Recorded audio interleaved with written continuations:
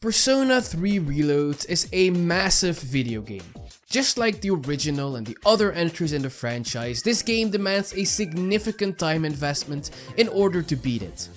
Persona 5 Royal took me 120 hours to beat, yet during its entire run I didn't get bored a single time. And now after having played almost 50 hours of Persona 3 Reload these past 2 weeks, I can confidently say, just like Persona 5 before it, this game serves as a prime example of how to pace a huge video game and not waste someone's time. In a broad game design sense, but also in individual design departments like combat design and UI design. But let's start by looking at this game and its pacing in a broad sense. Persona games essentially consist of two very different halves in terms of gameplay, that make a spectacular whole when you combine them. First, there is the live sim part.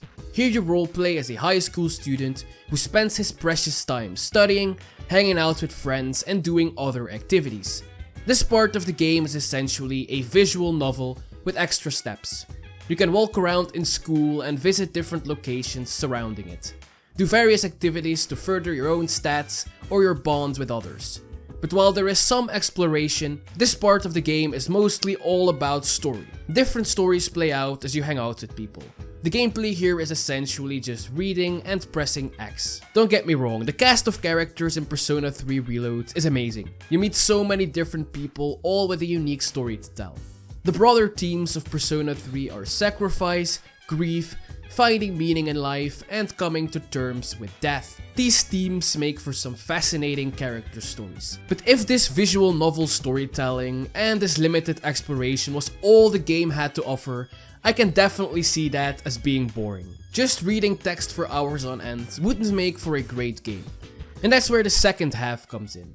The one that makes a Persona game whole. The dungeon crawler part. In Persona 3 during the dark hour, an hour that exists at the end of each day, one that people can't remember, you and your group of friends are tasked with climbing Tartarus, an enormous dungeon consisting of many different floors filled with enemies. This part of the game is a turn-based RPG with tons of customization options related to the personas you wield and their abilities. You also have a huge party of characters you can choose to bring with you in combat. So coming up with unique strategies combining your abilities with those of your teammates is also a huge aspect of this game. This combat focused part of the game is very interwoven with the live sim part, as bonding with different people, aka Arcanas, help make your personas stronger in combat. During the live simulation parts, you can also buy or craft different items to help you with your dungeon crawling. Having these two game types interwoven with one another is the strength of a Persona game, because they each build on one another and together make for a varied game experience. One that is paced extremely well, as you can choose how to spend your time and what you want to do at any given time. Yes, Persona is all about choice. You choose how to spend most days of the entire school year the game covers. Really invested in a character's story, you spend your days involved in that. Growing a little tired of this live sim part, you can go and grind Tartarus instead. Get tired of that? Well, craft some stronger personas for next time and go back to the school life. It's this freedom you get as a player that makes this game so addicting, because there is always something that's gonna get you hooked. And this is just the pacing of the standard gameplay loop that I covered. There's many layers to this game, as throughout the school year there are also special events that break the game up even more. There are vacations, exam periods, excursions, and more to break up the live sim aspect of the game. And coming across these events is refreshing every single time, just like they were in real life when I went to high school. And then there are also the full moons, which happen every month.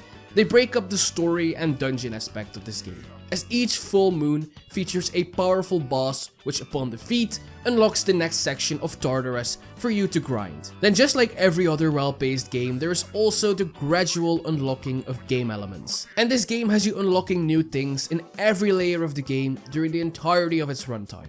Whether it's new characters for you to get to know better, or new party members to help you in combat, or just new activities for you to partake in. Honestly, being 50 hours in, I am very positively surprised, because before I went into this game, I was a little bit worried it wouldn't be as interesting or be able to keep my attention as much as Persona 5. Considering there are no unique dungeons in Persona 3, it's just one giant dungeon you explore the entire game. This had me a little bit worried, but I'm honestly surprised how little I actually ended up caring. You just move so fast throughout the different floors with randomized elements to each and every one of them. There's also the boss fights at the end of every few floors, and there are gradually new mechanics introduced as you get further and further in the game. The amount of care the devs put in this game making sure people don't get bored or annoyed while grinding is amazing. Your time is not wasted at all. Hell, they even give you the option to just rush through running from one staircase to another if you end up getting bored. There's even a button in combat that makes the game play itself with regular attacks if regular enemies are getting too weak and boring for you. This is peak game design that is thought out in detail to the fullest extent. Do I still prefer the unique dungeons from Persona 5? Yes, I do. I like having unique interwoven stories and bosses related to the dungeon. Now you're just facing random shadows that come out of nowhere without much context, but that's my only real complaint. I'm very satisfied with how fun Tartarus ended up being as a whole. Now I talked about the pacing of this game in a broad sense, but in two more focused departments of the game, Atlus' talent for fast game pacing shines as well: the UI design and turn-based combat. Persona 3 Reload's UI design is absolutely gorgeous. It's so stylized, featuring tons of animations and transitions. While they all look visually stunning, it's incredibly hard to get them right because they need to be designed keeping in mind that players will be looking at these menus a lot during their playthroughs.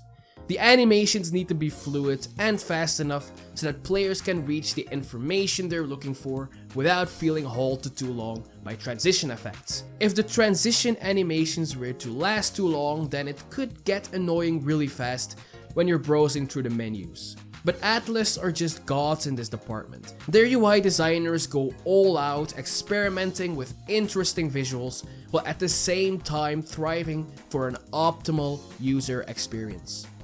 Having a game be so stylized in its look and feel is so refreshing in today's AAA market, as most games just go for the minimalist design trend that is so popular in most visual design fields these days. When it comes to the turn-based combat, the same applies. The attack animations are satisfying, yet tightly designed and fast. The combat in general moves so fast and feels so good to play. It's not boring and slow like you imagine turn-based combat to be. Honestly, Persona games, in my opinion, might have the best turn-based combat in any game I personally ever played. The all-out attacks and special attacks have longer animations, but these attacks are mostly finishers and special attacks meant to feel special and powerful. And they definitely look good and feel satisfying to perform every single time you launch them, no matter how long you've been playing. So that was it for the video. The stylization and stellar game pacing are definitely two core pillars to a great Persona game. And in this week's video, I just wanted to talk a bit about that. If you enjoyed this video, don't forget to leave a like and subscribe. That helps me out a lot as a content creator. Are you playing through Persona 3 Reload? Or have you already finished it? What are your thoughts on the game and its pacing? Leave a comment down below. I love engaging with everyone. Thank you so much for watching and see you in the next video. Peace.